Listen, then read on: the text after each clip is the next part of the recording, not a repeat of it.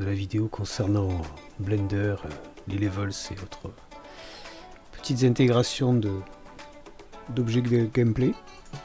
Alors on va regarder juste un détail. Sur la dernière vidéo, il y avait un petit doute sur le weight à l'intérieur d'un constructeur, donc c'est logiquement pas possible évidemment. Parce que ici on renvoie un nouvel objet alors que le weight nous renverra un promise.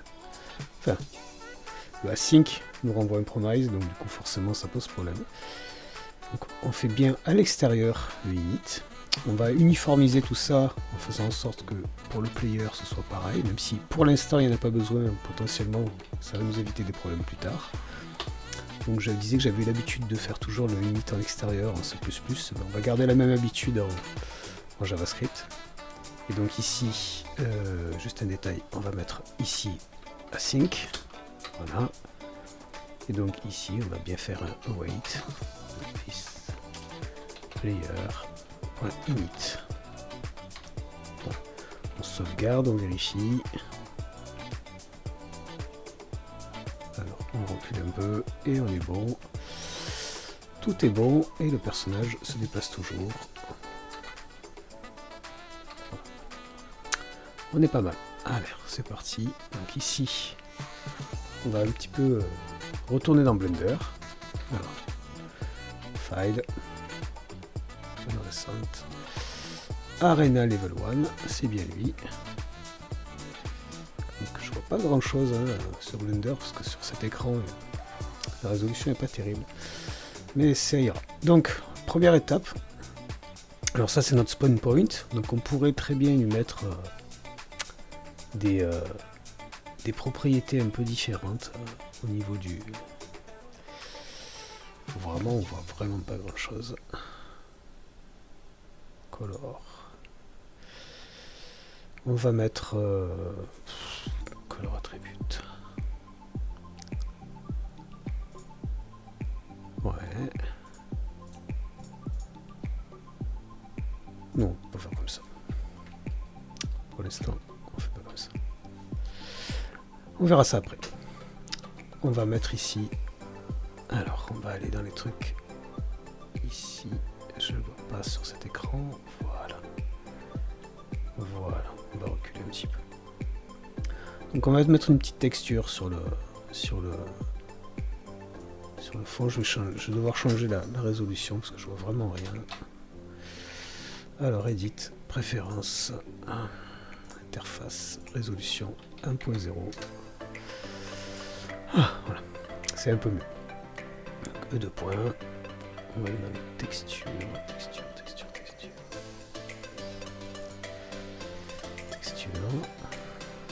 Nouvelle texture. Pierre, c'est bien. Voilà. On va prendre celle-là. On fait glisser ici la texture. Donc je suis bien en mode shading. Donc pas donner de détails. Parce que je suis pas dans ma zone de confort. Donc shading, ici. Shading, vous avez ici le matériel qui est utilisé par l'objet en cours, qu'on voit ici. Donc encore plus simple. Ici, lui, on va le faire directement de là, c'est encore plus rapide. Hop, nouveau. Voilà. Et la couleur, on va lui mettre un bleu. Voilà. Comme ça, on verra bien la différence avec ce cube-là et le reste. Et on n'était pas à ça. Donc on resélectionne l'objet principal, le ground, ici. Et on va pas lui mettre une couleur, on va lui mettre une texture. Donc on va faire glisser Stonewall. Vous prenez celle que vous voulez de texture, c'est pas important. Je la mets dans un coin là, voilà. Et vous voyez ici les outputs et les inputs. Donc on va lui sortir son output color sur la couleur ici. Voilà. Alors c'est pas mal, mais vous voyez que par défaut c'est un peu gros. Voilà. Et ça on va le changer. Donc normalement pour changer ça, c'est ce qu'on appelle le UV editing ici. Donc déjà c'est pas mal parce qu'on a une texture. UV editing ici. Et on va essayer de se rappeler comment on fait ça. Donc on va passer en mode Object, pour être sûr de bien sélectionner seulement celui-là. Et je repasse en Edit Mode ici. Ensuite, je vais dans mon éditeur ici. Je fais A. Alors, je resélectionne tout. Alors, on va faire un truc avant. On va sélectionner face, on sélectionne cette face là, voilà, donc je me suis mis en face sélection, je sélectionne cette face ici, et je vois donc ici dans mon UV à quoi ça correspond. En fait on voit que l'intégralité de cette face de cet objet est mappée sur ce petit carré ici dans mon UV Editor. Donc ça je peux le retailler, le déplacer, pardon. Donc par exemple je peux faire ça, alors pas faire ça, on va faire avant ici, on va faire hop, voilà, comme ça on voit directement ce qui se passe ici. Donc là on va se mettre voilà comme ça, et là on voit que si je me déplace, on voit la texture qui se déplace au fur et à mesure. On va se mettre au milieu, on va faire S comme scale, et on agrandit. On agrandit avec la souris, on agrandit encore un peu. Alors on peut taper éventuellement, vous voyez les chiffres qui changent au fur et à mesure, là en haut, scale 8, 9, 10, etc. Sur mon clavier, je peux très bien taper directement 32 par exemple. Et Enter. On va voir ce que ça donne ici. Et c'est pas si mal. Voilà. Donc, vu de notre player, ça donne ça. Peut-être mettre plutôt ici S. On prend tout. S. Et on va mettre plutôt... On va encore le multiplier par 2. Entrée. Ok, là on est pas mal. Donc on s'occupe que de cette face là. On va tout de suite faire un file save. File. Export.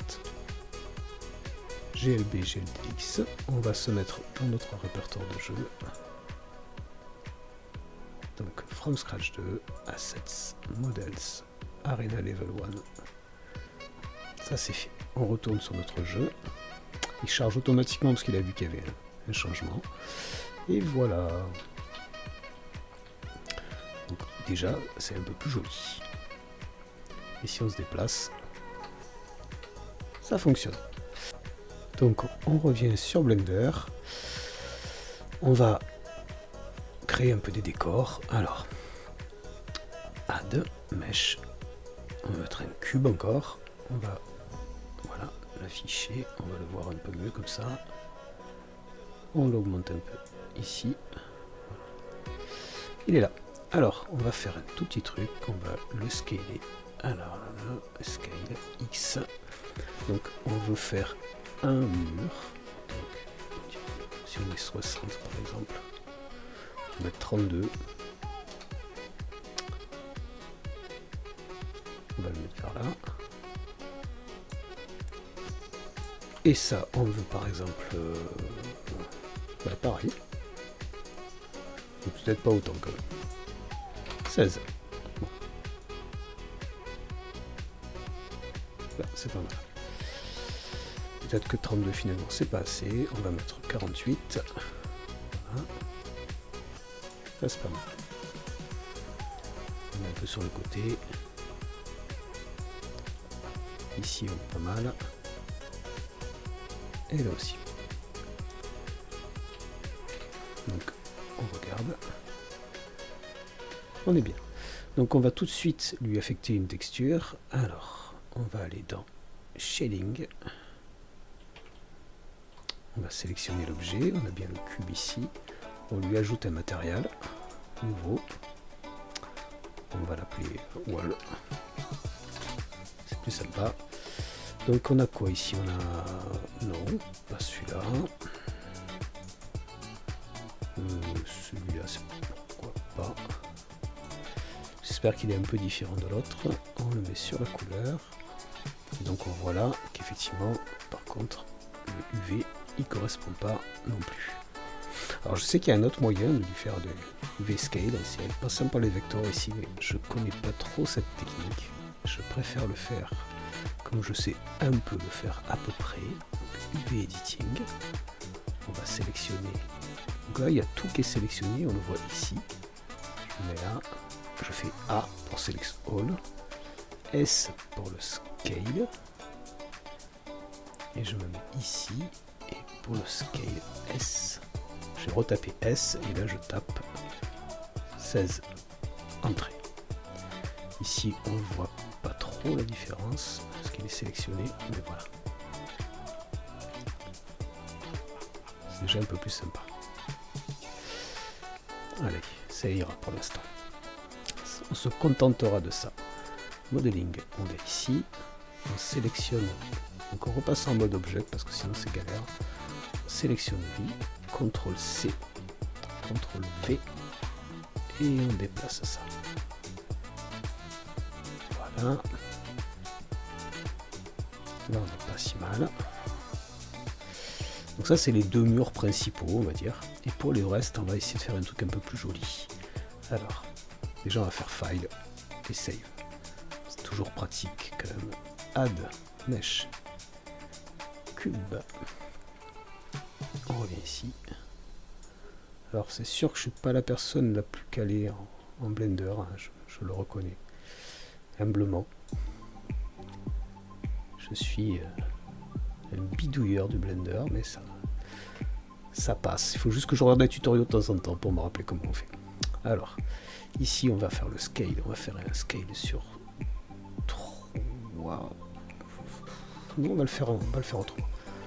On va faire comme j'ai vu une fois justement sur des tutoriaux. Donc, scale 2. On va se mettre en 2 et 2. Ça me plaît bien ça. Ça c'est pas mal. Ok. On a un carré. CTRL C, CTRL V, on le monte. Donc on est là. Donc je vous rappelle, je fais point et je zoome dessus. Je sélectionne les deux, je fais point et zoome dessus. CTRL C, alors CTRL C, CTRL V. Je vois pas de faire ça. CTRL C, CTRL V. Voilà, c'est mieux. Pas désélectionner sinon c'est galère. CTRL C, CTRL V. Ouais. CTRL C, CTRL V. On est pas mal. On va en rajouter encore une. CTRL V. Voilà. Celle d'en bas et celle d'en haut, je les sélectionne toutes les deux. Et elle, le scale, je vais le mettre à 4. Et 4. Entrée. Ça n'a pas fait celle d'en bas, donc 4.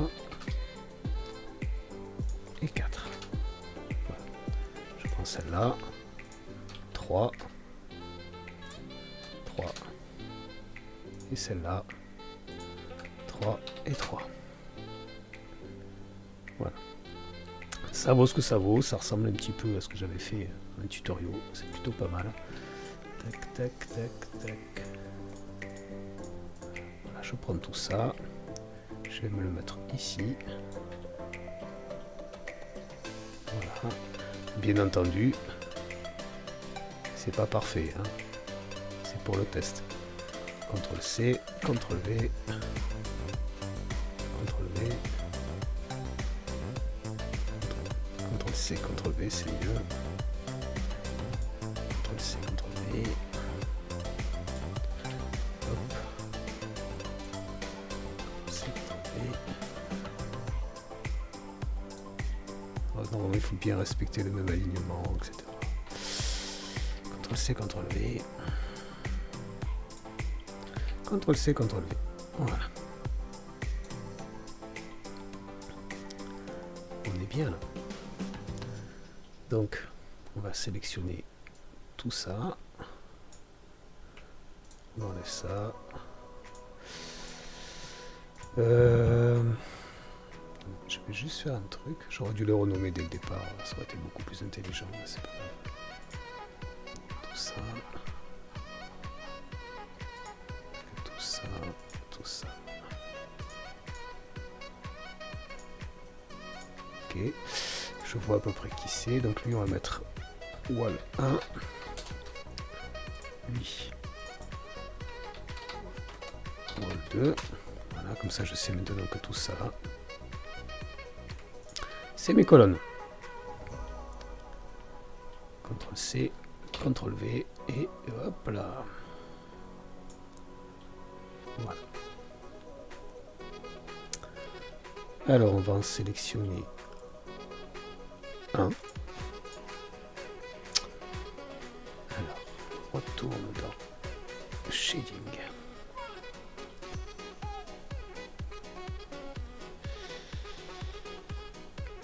Alors, on va prendre celui-là, le premier, tiens. Alors, on va prendre une autre texture, colonne, celle-là, oui. On prend la couleur, on la met sur base color, c'est bien. Il l'a appliqué ici. Et maintenant, si je sélectionne tous mes objets,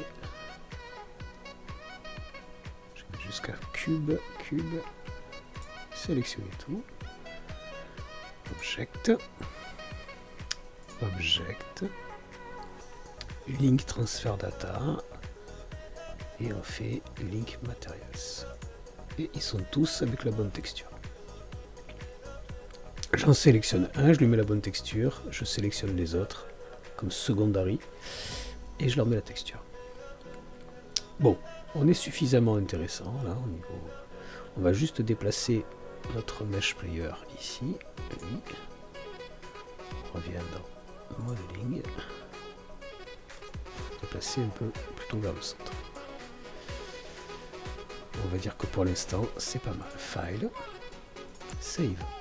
Ce qui serait intéressant, par exemple, c'est de créer, on montre ici, on va créer un nouveau cube, donc toujours dans modeling, add, on peut mettre un cube, alors on peut créer des empty, des genres d'objets vides pour certains triggers, certains trucs, certains spawn points, pourquoi pas.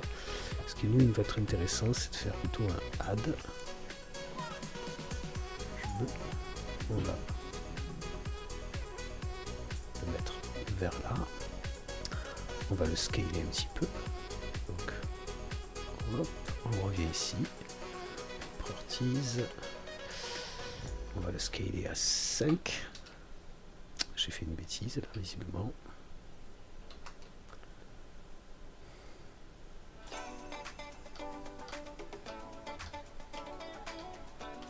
Pas ce qu'il a fait, mais il a fait un carnage. J'ai toutes les sélections en fait. Ok. CTRL SHIFT Z. Edit, undo. Voilà. On va donc refaire notre cube. Quand je dis que je maîtrise pas Blender, je maîtrise pas Blender.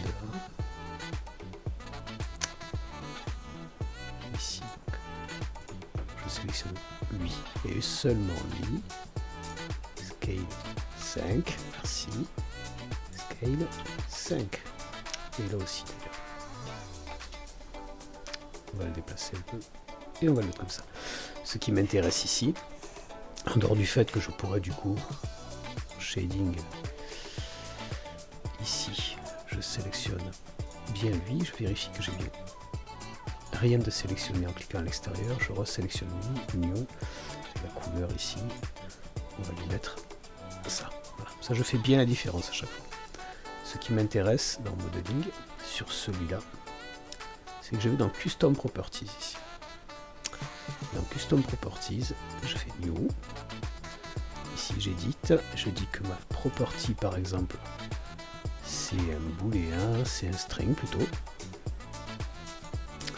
String. Property name, on va dire que c'est masse, par exemple. Alors on peut peut-être plutôt effacer par un float. Masse, default value 1, min 0, max 100, s'en fout. Ok. Donc on a notre masse ici. On peut donc ici mettre un truc qui est très intéressant. Cet objet-là, on va dire par exemple que sa masse est de 5. Et je sauvegarde. Maintenant, je vais exporter tout ça. Export. GLTF, GLB. Arena Level. Et je vais juste ici aller dans Include. Je vais demander à ce qu'il se rappelle des propriétés, mais je suis pas sûr que ça marche. Et dans mes include de mon export, je vais lui demander d'inclure les custom properties. Et je fais export. On va retourner sur notre Babylon.js game. Voilà, donc on a bien notre niveau avec les textures, avec tout ce qu'il faut, ça c'est cool. Et on a notre cube ici. Ce qui m'intéresse moi maintenant, c'est de remettre l'inspector. Donc on va remettre l'inspector dans le code, dans game, inspector. Donc ici, on a bien inspector ici. Je l'enlève de là. On va le faire propre. Init keyboard. On va dire if. On va le mettre dans l'update ici directement. If this action. Donc c'est une action. Crochet, on va mettre key i. Donc si on appuie sur la touche i. Alors if this.b inspector.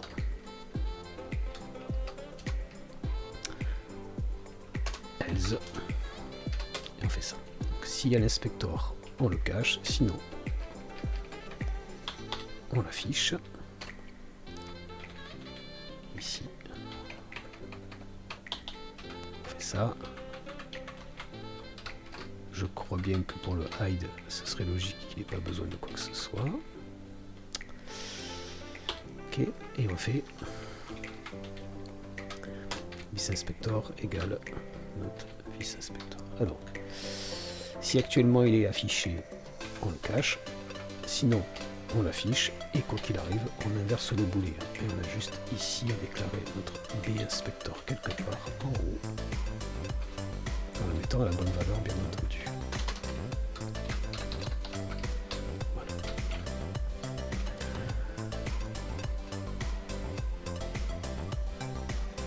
On appuie sur la touche qui va bien, I, et on a mon inspector. Node, route, cube, on a tous les trucs qu'on a. Donc, c'est là qu'on voit que c'est intéressant de bien les nommer au départ, hein, parce que là du coup on se retrouve avec des cubes qui sont toutes les colonnes, qui sont.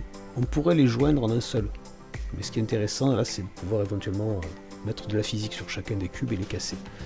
Ce qui nous intéresse, c'est par exemple wall 1, wall 2, et le cube en question que j'ai créé, le dernier, qui devrait donc s'appeler 160.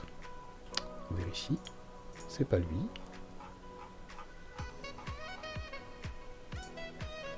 C'est lui. Voilà, c'est lui qui m'intéresse. J'aurais dû l'appeler autrement dans Blender, mais ce qui n'est pas grave. Sur les classiques, quand vous avez des cubes classiques, vous voyez qu'il n'y a rien ici. Si je clique sur celui-là, j'ai ça qui apparaît. Je peux même lui demander à ce qu'il soit plus joli. Et ça veut dire que dans Babylon.js, je peux récupérer des informations, comme par exemple la masse de l'objet. Ce qui veut dire que le designer du niveau peut mettre des informations pour le développeur. Et ça, c'est plutôt pas mal. Donc ce qu'on va faire, c'est qu'on va essayer de récupérer ces datas-là. Donc c'est dans GLTF extra et masse. Et pour récupérer ça, il va falloir que je retrouve dans la documentation comment on fait pour récupérer ça. Alors, on va faire un truc tout bête. On va dans Arena. Ici, on a la boucle qui nous permet de tester est-ce que c'est un mesh, comment il s'appelle, etc. On va juste faire un test tout bête. On sait qu'il s'appelle cube. Donc on va faire if childmesh.name égale cube console.log de childmesh. Je sauvegarde, je retourne dans mon jeu, j'affiche la console et je l'ai là. Et je regarde. Est-ce que j'ai des choses qui peuvent être intéressantes? J'essaie de vous montrer que potentiellement, même sans la doc, peut-être qu'on peut récupérer des informations. Donc on a le name, on a le metadata, tiens, GLTF, extra, masse. Donc on a l'information ici. Metadata, GLTF, extra, masse. Bien entendu, il va falloir tester si ça existe ou pas. faut pas le tester, faut pas y aller en dur. Donc metadata gltf extra. Metadata gltf extra. Donc, par exemple, je peux très bien faire ça. If shellmesh.metadata et qu'on a été à metadata gltf extra.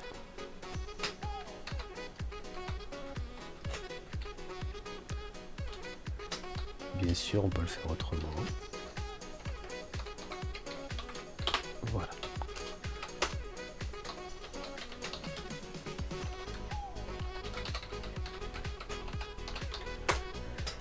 Alors, par exemple, let, on va dire let extra égale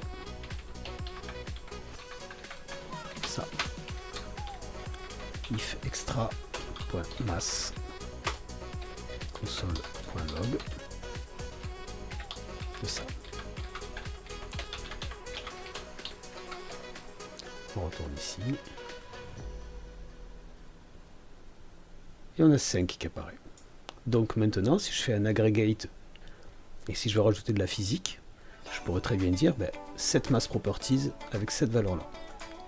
Et bien entendu, je peux faire des tas d'autres choses sur Blender. Je peux même lier un objet à un autre, en lui disant par exemple que ceci est une zone de téléportation et que si on passe dedans, il faut téléporter le joueur à un autre endroit. Et l'autre endroit, c'est cool avec Blender, c'est qu'on peut même lui dire que par exemple ceci, donc on va le renommer autre chose que cube déjà.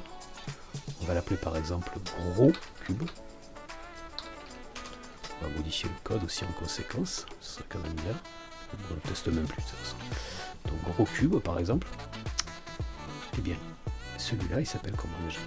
Il s'appelle spawn quelque chose. Il est là, spawn P1. Alors gros cube, on pourrait très bien mettre une custom property, nouveau. Property, on va l'appeler par exemple téléporte tout. C'est pas un flottant, c'est un data block par exemple. Mais on pourrait mettre un string avec la valeur dedans. Data block. Le type c'est object. Il faut que je vois comment. Oui, object. J'essaie de me rappeler comment on fait. Float, integer, string, data block. Et on fait OK, c'est ça. Et du coup ici, quand on clique là, on peut choisir la destination. Et effectivement, on va pouvoir dire que par exemple, il gère pas le... Si. Voilà. Donc j'ai bien un téléporte tout avec spawn point machin quelque chose. Je sais pas trop ce qu'il fait quand il met des points 0,0. Ah, il a dupliqué le spawn point visiblement. Je vais le virer celui-là. Delete. Gros cube.